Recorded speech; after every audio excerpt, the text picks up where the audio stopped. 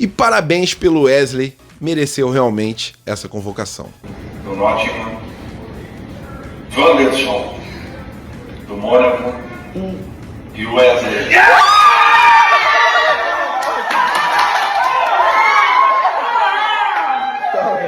Bem legal, né? A gente vê a comemoração na casa dele, coitada só da bebezinha que tava no colo do Wesley, né? Foi uma gritaria danada, a bichinha deve ter se assustado. E você, teria coragem de viajar nesse cruzeiro? Cruzeiro chegou aqui em Vitória. Agora tá, a minha maior preocupação é isso aqui, ó. Será que não vai afundar não, gente? O bicho chama Vasco da Gama. Minha nossa. Eu falo por mim, eu jamais teria coragem de entrar nem mesmo num carro chamado Vasco da Gama, nem num avião, nem num navio, em lugar nenhum, porque a gente sabe que o risco de queda é gigantesco. E falando sobre o vídeo de hoje, vamos falar sobre renovação de contrato do Eric Pulgar, o salário que ele provavelmente vai receber nessa renovação. Sobre a renovação do Arrascaeta, né? Flamengo, ele meteu o pé no freio, não irá renovar com o Arrascaeta, pelo menos agora. E a novela do Jorginho, o Globo, ele trouxe uma atualização. Falando sobre o calote dos clubes brasileiros, né? O Flamengo soltou uma nota oficial após o presidente do Inter vir chorando em público, o presidente do Santos também vir chorando em público, querendo que o Flamengo faça negócio sem uma garantia financeira. O Cuiabá fez 3 negócios e se estrepou nos 3, né? E não adiantou esse órgão que a CBF fez para intermediar, porque o órgão decide sozinho. E a decisão que ele teve em relação ao Cuiabá foi ridícula. 6 anos para eles receberem de um jogador que já foi até vendido pelo Santos. O Santos recebeu e não repassou para o Cuiabá. Então, o Flamengo está mais do que certo em não querer mais negociar sem uma garantia financeira. Se não tiver essa garantia financeira, o Flamengo só aceita pagamento à vista. Sobre a seleção brasileira, né? Convocou 4 atletas do Flamengo, então juntando tudo, temos 9 jogadores convocados, né? Realmente uma Seleflá nessas eliminatórias. Peço encarecidamente também a oração de vocês pelo Pedro Savarino, que está lutando pela sua vida, né, jogador do Bragantino. E hoje temos Flamengo versus All Rings para carimbar realmente a primeira colocação geral nessa Libertadores Sub-20. Essas e outras vocês encontram agora aqui na Flageral TV e, por favor, é importantíssimo o seu like. Eu não fico pedindo no meio do vídeo, então dedão no like agora e vamos para as notícias, que é o que interessa. Isso aqui é Flamengo! E hoje, nação rubro-negra, Flamengo vai enfrentar o All Rings pela última partida ali da fase de grupos da Libertadores Sub-20, com Pablo Lúcio em campo, com Scholl em campo, com Guilherme, com Felipe Tereza, com Daniel Salles, entre outros excelentes jogadores do elenco do Flamengo. Essa partida vai começar às 7 horas da noite. O Flamengo está na primeira colocação absoluto com 6 pontos, com saldo de gols gigantesco, né? 9 gols de saldo. E o Flamengo já está classificado para a próxima fase, né? Só que o Flamengo, se golear, se fizer 9 pontos, já se classifica como o primeiro lugar geral e enfrenta times teoricamente mais fracos na semifinal, né? É isso, o jogo hoje passa pela Gold, pelo Sport TV e também pela Flá TV. Não se esqueçam, 7 horas da noite, dá aquela força pra molecada, porque é aquilo, né, galera? A base nunca nos decepciona.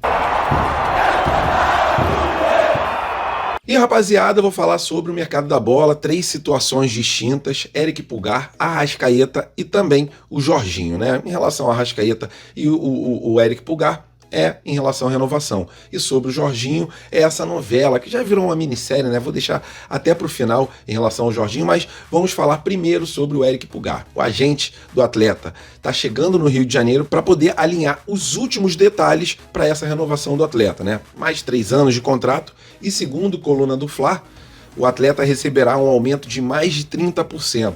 Se o salário do atleta, pelo que a gente pesquisou, é de em torno de R$700 mil, então o atleta receberá quase R$1 milhão nessa renovação como salário, né? Uma boa, um jogador importantíssimo, tem 31 anos, ainda tem muita lenha para queimar e no esquema tático do Felipe Luiz, ele é um jogador fundamental. Não é um salário tão astronômico, não fará um estrago tão grande nos nossos cofres e já fica essa renovação por mais 3 anos. Excelente, porque é um jogador que, se saísse do Flamengo, faria bastante falta, pelo menos na minha opinião.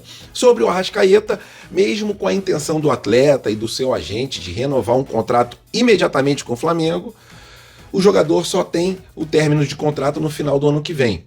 Então, segundo o jornalista Vene Casagrande, o Flamengo vai ouvir a proposta do agente sem problema nenhum, o tempo de contrato, mas não assinará um novo contrato com o atleta, pelo menos agora, né? Porque o foco, segundo o jornalista, é em renovar com o Varela e também com o Cleiton, já que a situação do Pulgar já está resolvida praticamente. E aí, vocês renovariam agora o contrato com a Arrascaeta ou deixariam para depois, para quando já resolvessem os problemas que o Flamengo está mirando, aí sim, sentar com o atleta, sentar com a gente e resolver isso com bastante calma e sem nenhum tipo de precipitação, né?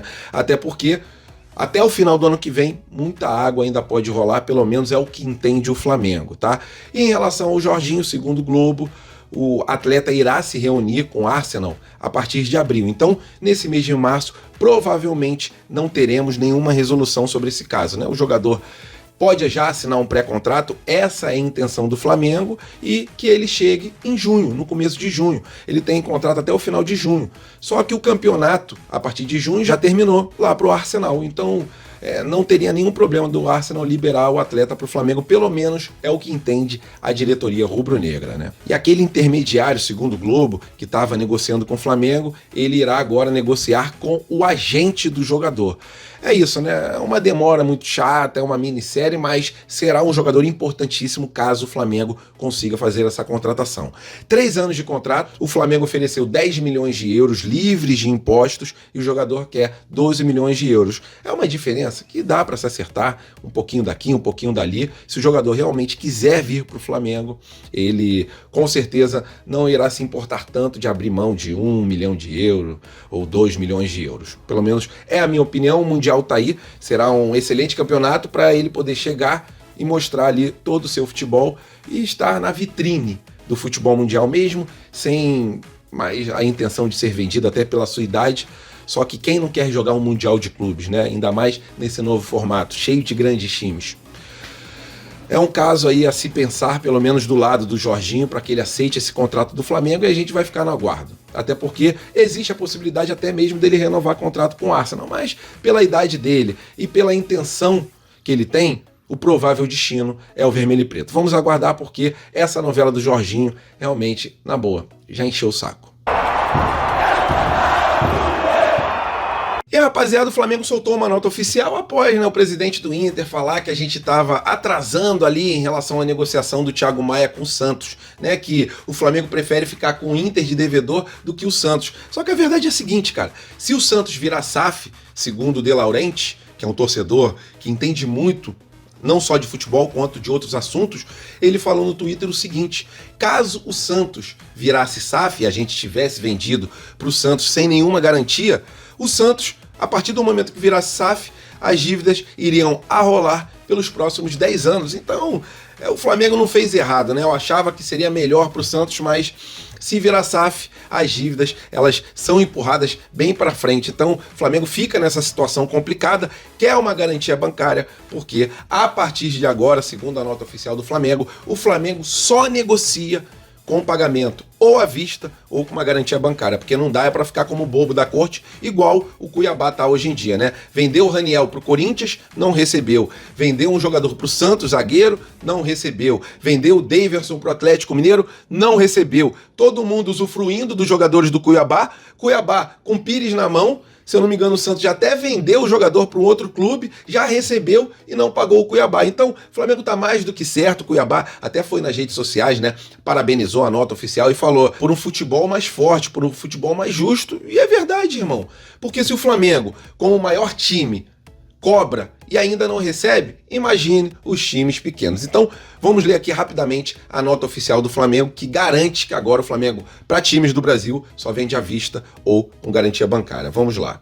Em relação aí à nota oficial, diante das recentes notícias sobre o atleta Thiago Maia, o Clube de Regatas do Flamengo esclarece que o jogador foi transferido em março de 2024 por meio de um contrato que estabelece obrigações financeiras claras, incluindo o cronograma de pagamentos previamente acordados e homologados pelas partes. No entanto, até o momento, o Inter não cumpriu com os prazos estabelecidos e deixou de honrar. Tá? Uma cobrança oficial foi feita à comissão, presta atenção, Comissão Nacional de Resolução de Disputas, né? É um órgão ali que tenta mediar calotes de clubes. E o Cuiabá falou sobre esse órgão dizendo que é um órgão que praticamente garante o calote de outros times. Até porque, em relação ao jogador do Santos, esse órgão falou: a dívida pode ser paga em 6 anos. E isso sem consultar o Cuiabá. Então, o jogador é vendido, o outro clube usa o jogador e não paga. E aí vem a CBF com esse órgão praticamente homologar o calote de outros clubes. Então, o Flamengo está mais do que certo em não negociar com clubes que não paguem à vista ou com uma bela de uma garantia em relação ao pagamento. Porque o Flamengo fica a ver navios se não tiver essa garantia bancária. Imaginem, conforme eu disse, os clubes pequenos. Complicado, né?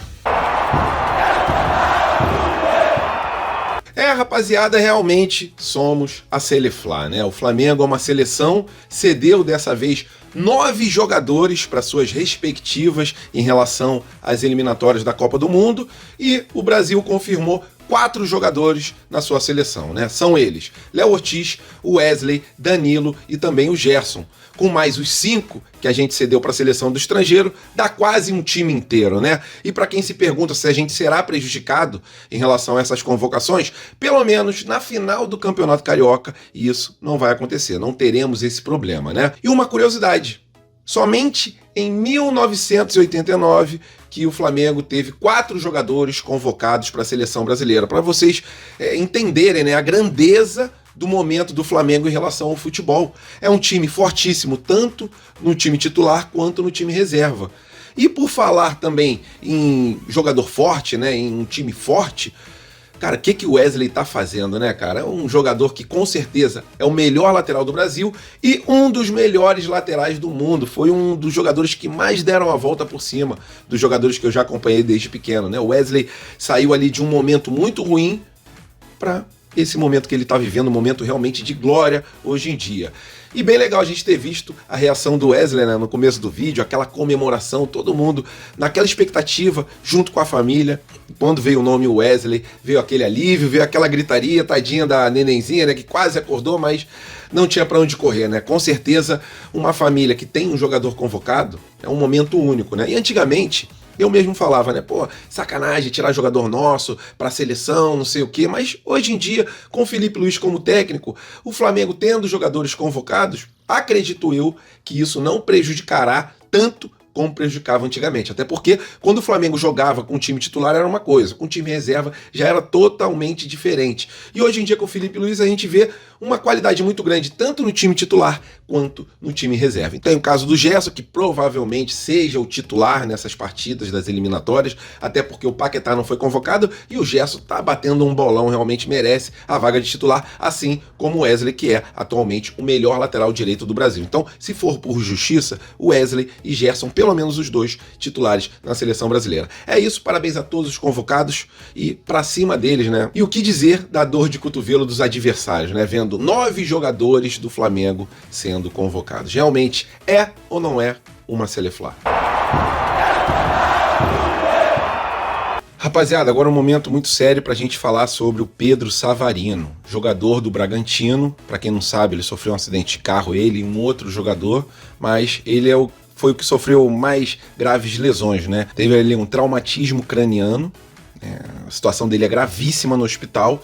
Existe um procedimento no hospital para os médicos terem a certeza se houve uma morte cerebral ou não. E isso estava ocorrendo na data de anteontem, se eu não me engano, né? E o jogador, ele teve um reflexo. Quando foi tirado um tubo da garganta dele, ele tossiu, né? Então os médicos viram que ele ainda tem uma atividade cerebral. Apesar do estado dele ser gravíssimo, ele ainda tem essa chance, esse milagre para poder sobreviver. Então, o que a gente pede sempre aqui na Fla Geral é para que a gente ore por esses jogadores, independente do time, independente da rivalidade. É uma vida que está lá lutando para poder a família ter o jogador de volta dentro da sua casa, para o jogador, se for o caso, voltar a jogar o futebol, mas que ele esteja vivo e bem, se Deus quiser. Então, até o momento dessa matéria, a última informação que a gente tem é a seguinte, né, que foi feito esse exame para saber se houve uma morte cerebral, mas ele teve reflexo. Então, por causa desse reflexo, o jogador continua passando por exames, o estado ainda é gravíssimo, mas existe chance. Se existe chance, a gente vai orar, a gente vai mandar energias positivas, a gente vai rezar. A crença que for da pessoa, por favor, faça suas orações para que o Pedro Savarino volte para os braços de sua família da melhor maneira e da forma mais rápida possível, porque é um sofrimento. Se é um sofrimento para a gente que é torcedor, que eu não conhecia o jogador, imagina para os familiares. Então, que a gente faça as nossas orações e que essas orações ajudem o Pedro Savarino a sair dessa com um milagre, né? Para Deus, nada é impossível. E o Rossi deu uma entrevista coletiva ontem, né? O Arrascaeta foi homenageado, 300 jogos pelo Flamengo, ganhou o manto num quadro. E o Rossi, ele explanou o Felipe Luiz, né? Chamou o Felipe Luiz de doido, mas lógico, no bom sentido. E falou também sobre a recuperação do Pedro, né? Falando sobre a recuperação do Pedro, ele disse que a evolução tá notória, né? Dá para ver no dia a dia quanto que o Pedro tá conseguindo se entregar e também evoluir. Já está bastante avançada a sua recuperação e em breve, provavelmente, a gente veja o Pedrão em campo de novo, né? Porque o Rossi falou que ele tá com uma fome de voltar a fazer gol e é lógico que isso aí deixa o coração de todo mundo muito feliz, né? Pedro marcando gol é felicidade para a nação rubro-negra. Ele falando sobre o técnico Felipe Luiz, eu vou abrir aspas. O Felipe Luiz é doido, né? É bom que ele tente transmitir isso para todos nós, porque teremos jogos que não jogaremos bem, que sofreremos, que não conseguiremos fazer gol, mas o importante é não perder, é não sofrer gol. Se a gente faz de tudo para ganhar e não consegue e acaba perdendo no fim, fica aquela frustração, aquela sensação de fracasso. E ele ainda disse mais, né? Ele falou o seguinte: ele sempre mostra que temos que jogar para vencer. Vai chegar um momento que os outros times vão saber que é difícil nos vencer. Jogamos no maior clube do Brasil, jogamos no maior clube do mundo e não podemos nos conformar quando empatar. Tentar vencer sempre. É isso que passa o Felipe Luiz no dia a dia, porque ele sabe o que é torcer pro Flamengo. Ele é um flamenguista nato, é um cara que tem o sangue vermelho e preto correndo na veia o tempo inteiro, desde que ele era pequeno. E ele se tornando jogador, se tornando técnico, esse amor, essa paixão, ela aflora mais. Então ele sabe que o DNA do Flamengo é vencer, vencer e vencer. E é isso que ele tenta passar para os jogadores. Apenas uma curtinha aqui sobre o que o Rossi falou dele, mas é isso, é um doido, mas um doido do lado positivo. Valeu, nação rubro-negra, estamos juntos, fiquem com Deus, até a próxima e fui!